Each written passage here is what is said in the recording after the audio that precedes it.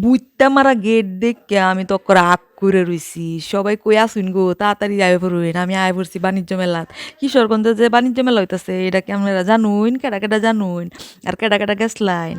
আমি অবশ্য মাগনাই এই বাণিজ্য মেলার মধ্যে ঢুইক্কা পড়ি। কারণ আমরার অনেক পরিচিত তাহার কারণে আমি বাণিজ্য মেলার মধ্যে কোনোদিন টিকেট করি না। টিকেট ছাড়াই ঢুইক্কা পড়ি। এবার বাণিজ্য মেলাত গেছি পরে আমনের মনে হইল যে বেশি যে জিনিসটা দেখছি এটা হইলো চুড়ি আর হইলো আপনার খাওনের দোকান। চুরিটি দেখকে তো আরে মনটা চা সবটি চুরি একখানা পিন্দালাই এটা তো কোনোদিনই সম্ভব না। মহিলা মানুষের একটা জিনিস হইলো যে আপনার শাড়ি আর চুরি দেখলে এগোর মাথা ঠিক থাকে না। কিন্তু আমি অবশ্য এখন আর শাড়ি চুড়ি কিনিও না, পিন্দিও না। শাড়ি চুড়ির প্রতি আমার মনোযোগ নাই এখন আর গেছে গা। সবচেয়ে বেশি আমারটা এখন যেটা বেশি ভাল লাগে এটা হইলো যে পুতুলডি আছে না, এই পুতুলডি ইস কি যে ভাল লাগে। পুতুলডি আমি বাণিজ্য মেলাত গেলে আমি পুতুল কিনবামই কিনবাম। আমার জি পুত্রিও এই পুতুল কিনুনের লেগা পাগল। ফুমের পুতুলডি কত রঙের পুতুল যে এই পুতুলটির দাম আপনার ১৫০ টাকা হইরা পরে আমি অবশ্য একটা কিনলাম।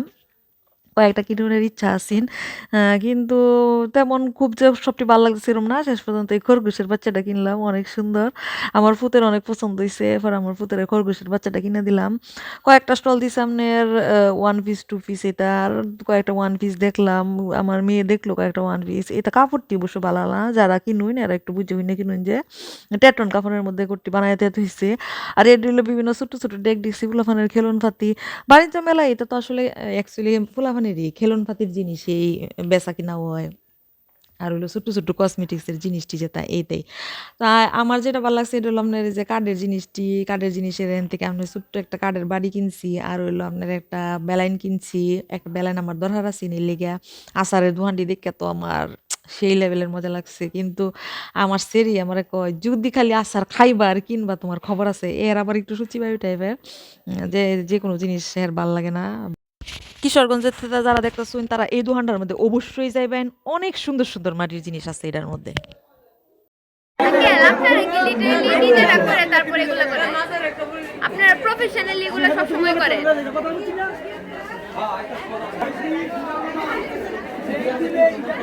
আপনার নাম কি ভাইয়া? মোহাম্মদ ইমরান।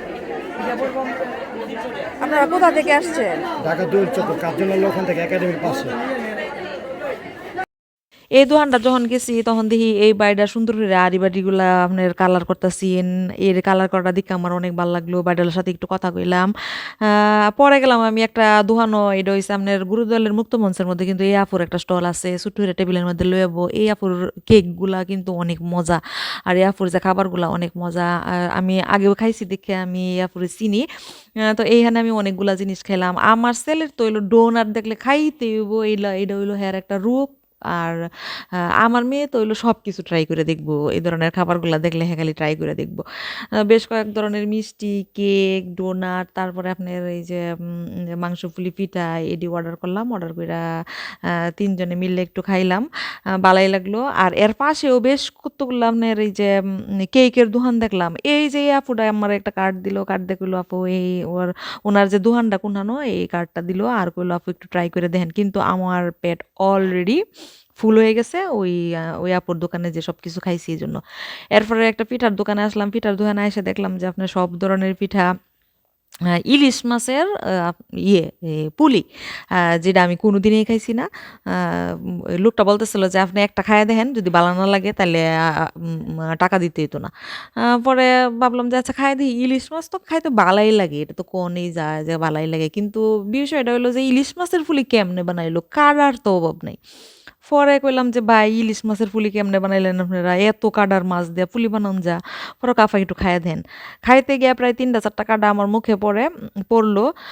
তো যারা এই পুলিটা ট্রাই করবেন এরা কিন্তু খুব সাবধানে খাইবেন। বাচ্চাদেরকে খাইতে দিয়েন না। কারণ এটার ভিতরে অনেকগুলা কাটা থাকবো। আপনারা যারা বড়রা আছেন এরা তো আপনারা বাইচ্চা খাইতে পারবেন। বাচ্চারা কিন্তু বাইচ্চা খাইতে পারতো না। পরে একটা বিপত্তি ঘটবো যাইবেন। আনন্দ হবার লেগিয়া বিপত্তি ঘটায় আনবেন। তো এই আফা সুন্দরীরা বানাইতাছিন। বানানি দিয়ে আপনারা একটু শেয়ার করলাম। আর এই ভাইটা হইছে বাঁচতাছিন। এই পুরাটা দোকানের মধ্যে অনেকগুলা মানুষ কাজ করতেছে, কারণ একটু বড় সড়ো হইরে অনেকগুলা পিঠা স্টল দিছে। ছেলেরাও আসলে এখন খাবারের বিভিন্ন জিনিসের দোকান এখন দেয়।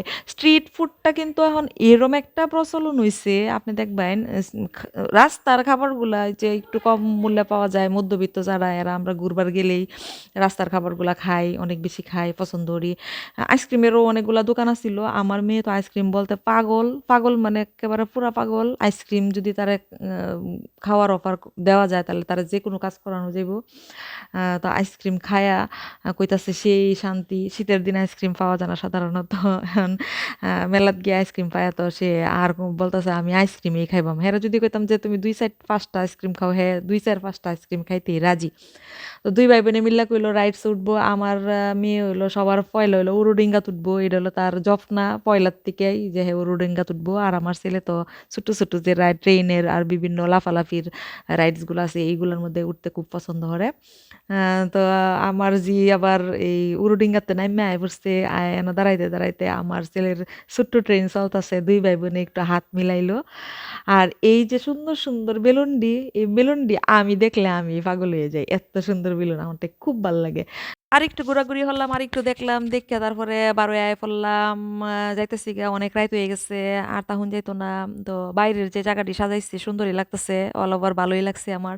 বাচ্চারারে নিয়ে গেলে আসলে এই বাণিজ্য মেলাগুলো অ্যাকচুয়ালি বাচ্চারা আর আপনারা ইচ্ছা করলে আসতে পারবেন, দেখতে পারবেন। তো আমি বিদায় নিলাম। সবাই ভালো থাকবেন। আসসালামু আলাইকুম।